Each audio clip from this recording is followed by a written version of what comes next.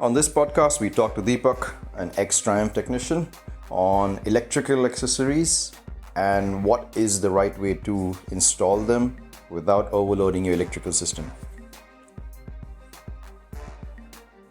Hi, Deepak. Thanks for being part of the Moto Asha podcast. We've had a lot of questions on electrical, devices on a motorcycle. Why my fuse is blowing?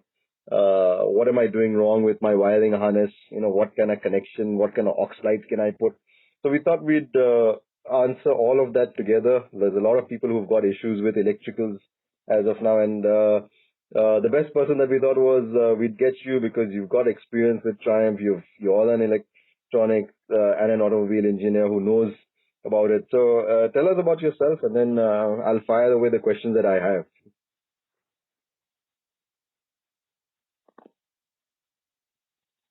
Hey, hi, Shoaib. Hi, Shoaib. Thank you. Thank you for having me here. Yeah, yeah. So Yeah, so, go on. Deepak, Yeah, I've been working with Motor House. Motor House is basically mine and Manju's. We both started this together. We started this in 2019. It's about 2 years now. First, we've been working together. So I was the first batch technician at Triumph. From then I moved out. I have a full-time job. I work for an aerospace company. nice, nice. So So this, you were the head technician at Triumph, right? That's what. yes, yes. I was a technician at Triumph. At Triumph, I spent about 2.5 years. Mhm. So if you go from the beginning, right after my college, I was interning at Audi, wherein I got trained at all the electricals and electronic systems, basically into cars. Then I moved into bikes. Yeah, So I moved into bikes in 2017. 2014, I started my career in automobile, yeah, yeah. specializing only in the electronic space. Okay, good. So I think you're the right guy to answer these questions. I'm going to go straight into it because like I said, we've got a lot of people who have electric issues, especially when it comes to not stock, but trying to put more accessories and, more aux lights, more USB connectors. And there's a lot of half-baked information, and we thought let's hear it from you. So I'm gonna go one step back, and uh, just very quickly, if you can explain to us what the electrical system of a motorcycle is, apart from the battery, and how does the battery charge? Very simply. Okay, to be simple, okay, you know what the battery does. Most of us know what the battery is. So how a battery is running in a motorcycle, it's mainly your alternator. Hmm? Your alternator takes drive from your engine. You know how you have a drivetrain in your engine? Yeah. You have an alternator that's always connected. You'll see it on your right hand side of it. Yeah. On your most of the engine, you'll see alternator is connected there. Yeah. On the left hand side, so you have a stator and you have a rotor on that. So the drive is taken from the engine. There's a fixed magnet, fixed magnet. The alternator is generating current. The current then goes to the rectifier unit. Rectifier unit is converting the AC current. All the AC current is then converted to DC. EV is again sending it to the charge. So your ECU is also controlling the rectifiers, and it's always monitoring. In the closed loop system, there's always a feedback system also happening in these bikes. Yeah. So it's these days the technologies have become more advanced. The bikes are not the same what we had 20 years earlier, and there was not much of canvas systems. There was no sensors in motorcycles, and motorcycles were just raw machines there. Yeah. Today there's a whole lot of things. There are about hundreds and hundreds of sensors that goes behind a motorcycle, and there are different protocols that has to be avoided. Yeah. Yeah.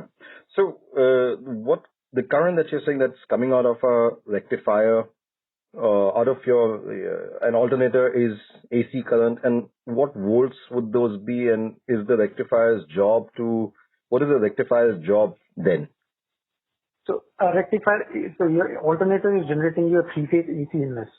Okay. So this AC current, again converted AC is what you have in your main supply. So you need a DC current to run all your motorcycle accessories and your motorcycle systems. Yeah. Motorcycle always runs on DC, so you need a DC current for it. Yeah.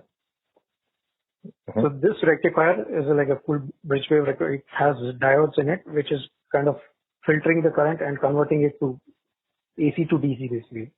Yeah. Yeah. So this is sending out raw DC current so that your motorcycle runs on stable. You know, ACs run on alternate waveforms and DC is like direct current, so it's always in a stable waveform. Yeah. Yeah. DC on the motorcycle is, I'm guessing, 12 to 12.8, 12.13 volt. Is that what? No, when for a charging system, it depends. It depends. So for a battery to charge, you need at least 14.5 volts minimum.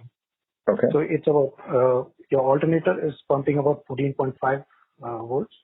It goes all the way. So it has to be minimum 13.5 for a healthy alternator, and all the way goes up to 16 volts in some cases. Yeah, got it. You know, there are certain spikes on the RPMs when your engine is revving hard. You will see the spikes in the current. Got it. Got it. So if the RPM is increasing, your voltage also increases at night. Yeah. So that is your charging unit. That's how your battery charges, right? That's simple. That's simple how it is. So your battery has to be at a 12 volt to be healthy, right? Your battery has to be at least 12.5 volts to start. If it is less than 12.5 volts, you will have issues in cranking up your engine. You will feel that the engine is cranking up. Got it. Okay. Okay. So I think you've covered the charging unit. Now, there's a lot of questions on aux lights and loading your bike with, accessories if they were not provisioned on the harness.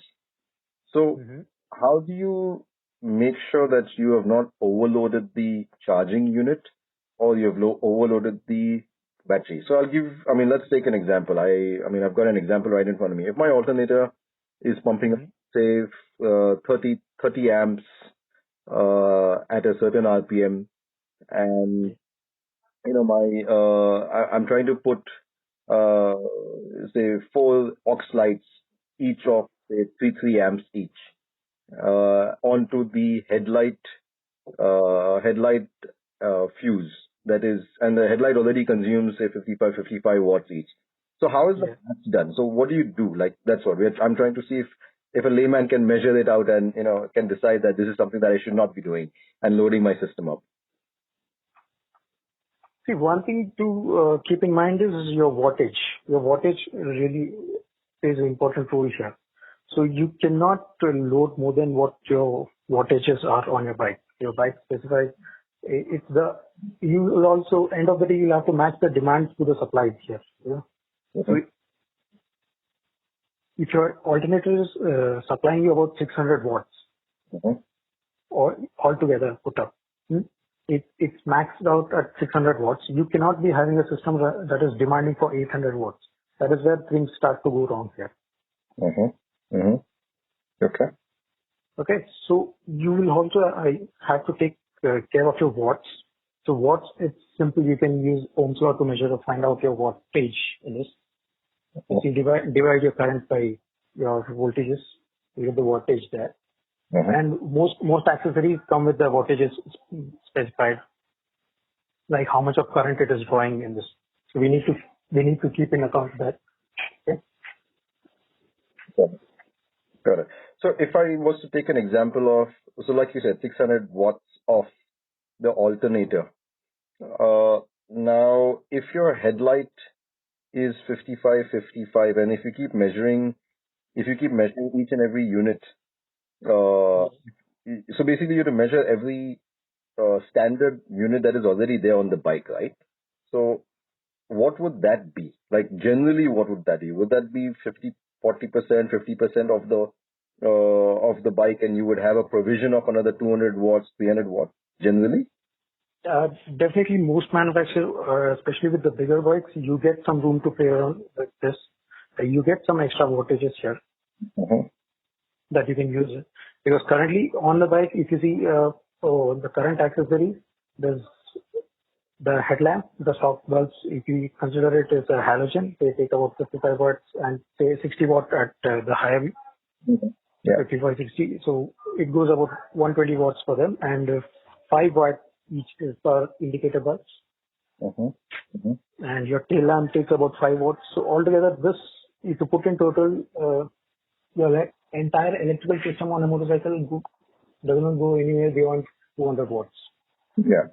I'm saying considering all the starter motor, the other fuel pump assemblies and all that. That's what you're saying. Yeah, exactly. Starter motor is not in picture here because it just comes. Once you crank the engine, it's done its job and it is sitting idle there. Okay. Yeah. Okay. So here's my other question to you. Now, there's a lot of motorcycles, especially ADV motorcycles, that have a provision on the wiring harness for accessories, right? So you have a provision for the heated seat accessory. You would have a provision for the aux light. They would have provision for the USB and other things, GPS and all that. If you don't have a provision on your wiring harness, what is the right way to go? The right way to go, I would suggest, is usually most people do this is they just splice some wire into the existing wire harness and just try to run a parallel circuit around with it. This is terribly wrong. This is something that you should stop right away if you're doing this. It's like never cut any wires on a motorcycle, even if you have to tap for some auxiliary writing. I would rather suggest you run a parallel relay circuit, like a closed system, for only your accessories, powering up your accessories. You have power hub. Power hub is there. It is doing same job. Yeah. So you should always avoid loading your stock wiring harness.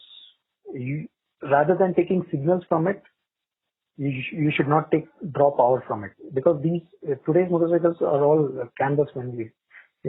If your bulbs blow up, you get these warning lights. This is all communicating with each other. If there is, at some point of time, your ECU finds that your canvas is not working here and there's extra current that is being drawn, or there is no current drawn at this point of time, it starts giving you a warning light. Yeah. Yeah. So a parallel could be even running a relay directly from the battery. Is that? Yes, you will have to definitely draw power from the battery itself, but you will also make sure that you're not overshooting the limits of your motorcycles here. If you say 1200 Explorer alternator is about a kilowatt. A kilowatt is equal to a standard 2 BHK home you can power up with that. Yeah. Household electricity with 1 kilowatt of power. So I still see a lot of people, even at service centers, tapping negative off the horn, or tapping negative off, some wiring off the thing. And so you're saying that is the real wrong way to do it? It is definitely wrong. It is terribly wrong. Yes. Okay. And is that the reason why people are having MILs and, all kinds of engine malfunction lights that are coming up? And, okay.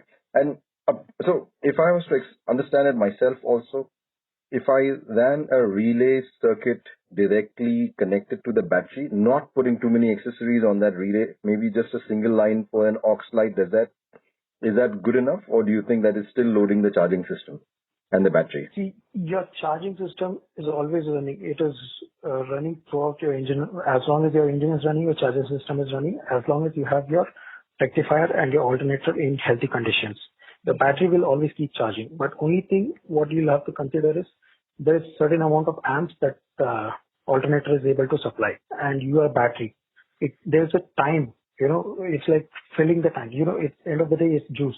Yeah. To put it in a simple way, you have a water tank. Water tank.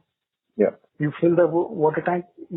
Say for filling a 100-liter tank, it is taking you 30 minutes, and you have accessory that is emptying the tank. Like 100 liters of consumption is happening in all matter of 15 or 20 minutes. So there is a difference here.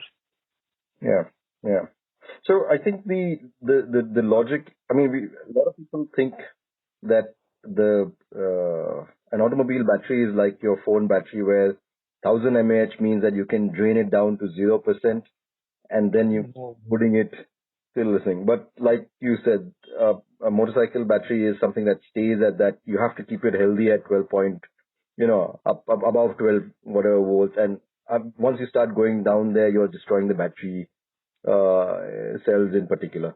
So basically, what that you're trying to say is that when you have to measure your watts, you have to measure the watts that you're going to add to that circuit and the charging unit, and try not to overshoot the total watts of the bike. And generally, you're saying 40 to 50% is already occupied standard on the bike from the alternator charging it anyway. So you probably have 50% that is there on the alternator, right? And we also need to consider the efficiency, thermal efficiency, because we cannot load the system entirely 100% always. That is also a wrong practice here. So about 20% is always considered as a factor of safety on this. You need to keep some margin because your current is always not constant. Your amps, as the LEDs get heated up, they start drawing more current. So you'll also need some room for it to go. Okay, cool. So I think you've definitely answered the thing that we were trying to bring out. I have one last question for you. What is the absolute no when it comes to accessories and accessorizing your bike with electronics? And when do you stop putting more accessories to your bike? See, I will give you absolute no. Also, I will tell you some best practices also that you can keep in. Yeah. So for me, a no would be cutting of the wires. Yes, that is definitely a no. Yeah. Wrong tapping. People don't use relays when needed. Yeah. Or how it's supposed to be using. Because I've seen some terrible works with relays. It's like relay is there, but it's not doing its job. Yeah. Relay is put on a bike. That's all. It's like, साहब ने बोला relay डालो, डाला relay. Relay is there. Yeah. Got it. Yeah. Yeah. And it's hanging. It's not doing. There's a certain connection. You need to understand the circuit, how a relay works, how the current flows, and how you have to loop it through.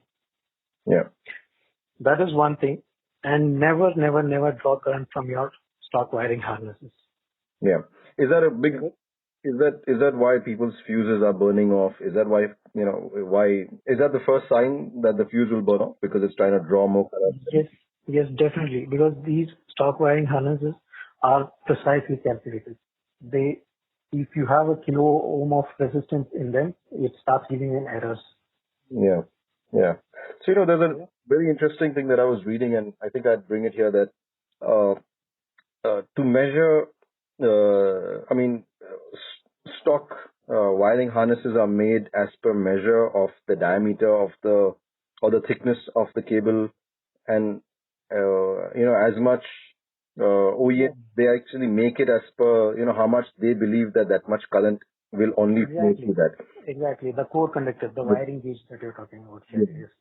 So yeah, the selection of wire also is a big thing, because I've seen people use a thinner grade of wires and they have a higher current demanding accessories here. So therefore, horns and all, it takes about up to 20 amps per. So for that, if you're using a wire that only supports 6 amps at max, eventually the wire will get heated up and it will cause fire. Got it. Yes. So the points here for me will be like, you have to select right fuses, mainly, right thickness of wires, the gauge of the wire, adding relays. Yeah. Yeah. Cool. So I think you've covered it all. I'm glad that we had a chat with you and you're part of this podcast. I'm glad I have a feeling that it's going to help so many people, because the splicing thing is, oh man, like even I've looked at some horrible splicing jobs, and I mean, more than anything, water corrosion has swept in, and it's just something that I looked at and I was like, that's the reason your bike is not going to start for some time. So yeah. But thank you so much. Thanks, Deepak. I believe your knowledge has come in really handy. Will come in handy for a lot of people. Thank you, Shoaib. Thank you very much. Thank you.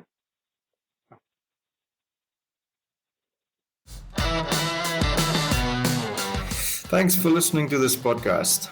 I want to hear your stories, your motorcycle experiences, what you've been doing, and how motorcycles have made your life better. So if you have something to say, DM us on Instagram, and I'll be more than happy to get you on this podcast.